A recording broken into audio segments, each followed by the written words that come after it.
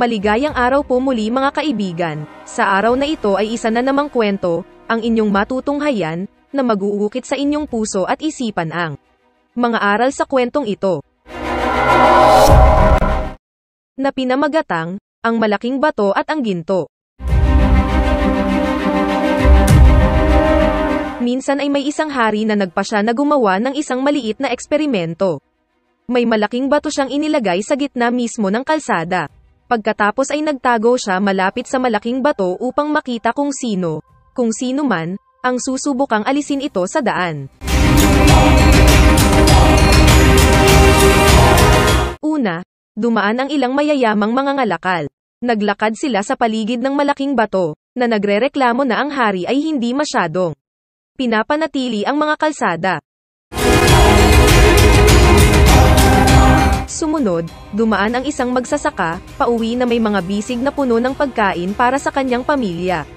Nang mapansin niya ang malaking bato, ibinaba niya ang kanyang mga pinamili at sinubukang alisin ito sa daan ng lahat. Medyo natagalan siya sa paglipat nito, ngunit sa huli ay nagtagumpay siya. Matapos tipunin ng magsasaka ang kanyang mga pinamili upang dalhin sa bahay, napansin niya ang isang bag na nakalatag sa gitna ng kalsada, kung saan naroon ang malaking bato.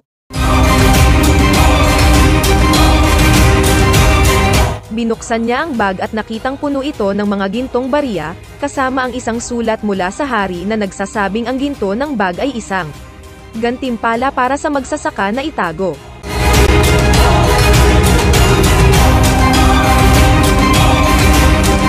Ibinigay ng hari ang regalo na ito dahil ang magsasaka ay naglaan ng oras at lakas upang ilipat ang malaking bato sa kalsada para sa kaginhawahan ng iba na maglalakbay sa kalsada sa hinaharap.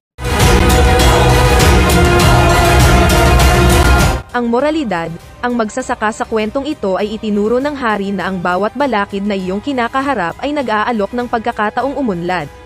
Kung nagagawa mong ipagpatuloy ang mga sandali na mapaghamong, maaari kang maging mas mahusay kaysa sa dati bago ka nagsimulang sumubok. Nag-aalok din ang kwentong ito ng aral ng personal na responsibilidad. Kung nakakita ka ng isang trabaho sa unahan mo, huwag iwanan ito para sa susunod na tao na gawin. Sa halip, humakbang at gawin ang trabaho upang matulungan ang mga taong susunod sa iyo.